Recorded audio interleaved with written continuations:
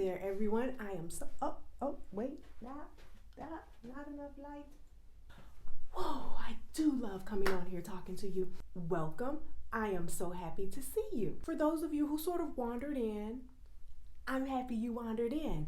Take a seat, sit back, see what we're talking about, and then consider joining by subscribing at the end. Let's talk more about bloating and gas. You know, that tight, heavy feeling that you get in your stomach after a meal, after you've drank some water, because the sun came up, because the moon is out, because it's Monday. Oh no, wait, it's Saturday. There are so many different factors, reasons, causes. There are so many unexpected times when bloating and gas comes into our life. I don't like it. It's uncomfortable. It's unsightly. It makes everything all I don't like that. Especially when you're out wearing your clothes and you looking all pretty, and then you look down and you, wait a minute, I can't see my toes. I saw them earlier today. Waking up in the morning is the best part of the day. Everything is all nice and lean and flat. But as the day goes on, that can change, especially for those of us who have colicky bellies like me with IBS or Crohn's disease or any number of digestive issues. It can really derail your day, your outfit, your outlook on life. If you would like to hear the top 3 drinks that I use to kick the crap out of gas and bloating, press the like button. Did you know that bloating is actually a byproduct of gas? The less gas you have, the less bloating you have. See, really, gas is the instigator here. Gas is the one causing all the problems. Gas. Whew. Where did that funkiness come from? Gas has an entire SWAT team full of officers armed and ready to take you down at any moment. You don't know about their officers? They have a whole team of officers. The first 5 ranking officers are private first class, food intolerances, and allergies. Specialist, carbonated drinks. Ladies, corporal, hormonal changes. Sergeant first class, digestive issues like IBS, slow digestion, or improper digestion. Let's not forget about master sergeant, constipation. At a later time, I will come back and sit down with all of these ranking officers and talk more in detail about their origins and how we can arm ourselves against them. Every single day, I am swatted. I need to take precautions against all of these officers all day long. What I've come to realize is that not just having a flat laying belly, because you know I like that, not just having that, but having good proper digestion, eliminating gas and bloating, that is a 24/7 job. There are no vacation days. There are no calling in a friend to cover your shift. The other day I was preparing to take some photos. It was time to capture the whole belly progression. And lo and behold, there was some distension. What? Really? And I racked my brain and I could not really figure out what caused it because I eat pretty regimented in order to eliminate gas and bloating. I try to stay ahead of it as much as possible. Those 5 officers are messing up our day, causing all kinds of gas and bloating. I want to give you 3. Here are 3 things that you can do to kick the crap out of gas. Did you see how I tried to work in a little exercise? I feel like I shouldn't have to say this. This first one is not part of the top 3. Just in case some of you are not quite sure, I want to cover all the bases. Water. H to the 2 to the O.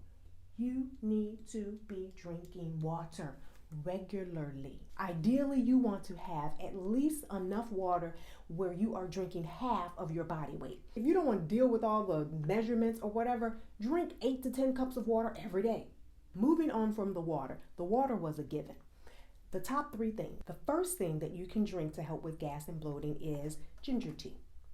When you look for ginger tea, it's very important that you look for the ingredients to have ginger That's it, nothing else. I find that if you have ginger as the main and only ingredient, it is much more potent, more powerful than when you have ginger and licorice and cinnamon and all those other things added in there. Those teas are still good to drink if you're just drinking them for leisure.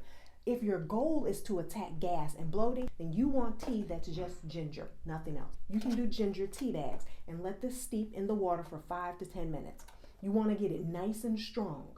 And it has a spiciness to it. That spiciness is actually helping to break down excess food that you have in your stomach. Another way to achieve and make ginger tea is to take ginger root. About a tablespoon of ginger root and chop it up. Put it in a pot and let it simmer. If you use a tea kettle, boil your water, take your chopped ginger pieces in a cup. Pour the hot boiling water over it and place something over the top of the cup to keep the steam in and allow it to steep for about 5 to 10 minutes.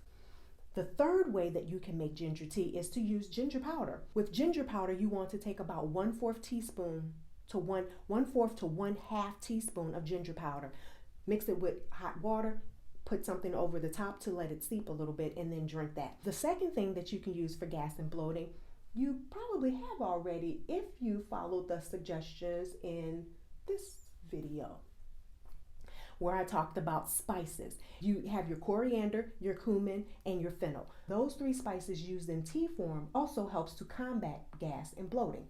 You want to take equal amounts of coriander, cumin, and fennel seeds. What I do is I take a tablespoon of each of those and put them in a little jar.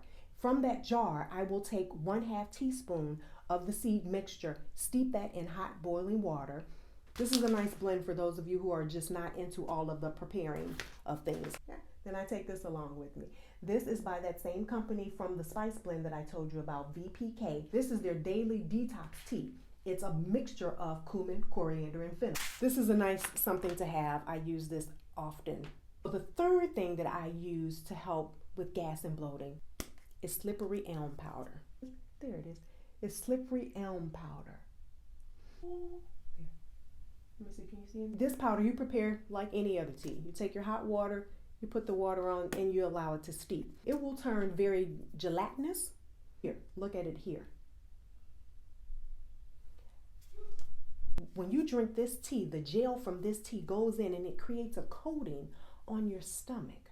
You have what looks like sludge. It's going through creating a nice slide in your intestinal tract.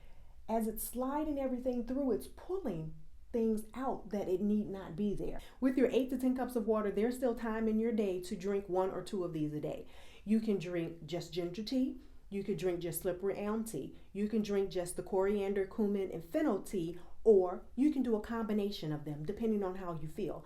I would say try 1 each. See which one you like, see which one gives you the better effect, and then you can combine 1, 2, or all 3 of them really. I have 1 or 2 of these or a combination of them every single day. Early in the morning, I will have it after I've drank my 2-3 cups of water. I usually go and teach for the next 4 hours, so I'm not eating right at that point. During my teaching time, I'm drinking a cup of this, especially the slippery elm powder. Getting my stomach nice and primed for everything that's coming for the day. That's what this is good for, just getting the body primed for everything that's coming and scraping out any sludge that was there from the night before.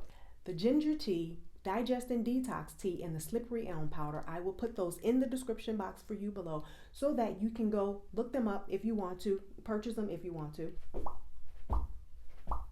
If you heard anything here that was valuable and interesting, I would appreciate it if you would press the like button. If you have a friend or a family member who could benefit from this information, I would appreciate it if you would share the video with them. For those of you who sort of wandered in, subscribing, joining, people are tapping on my door. So I guess that means it's time for me to say goodbye to you guys.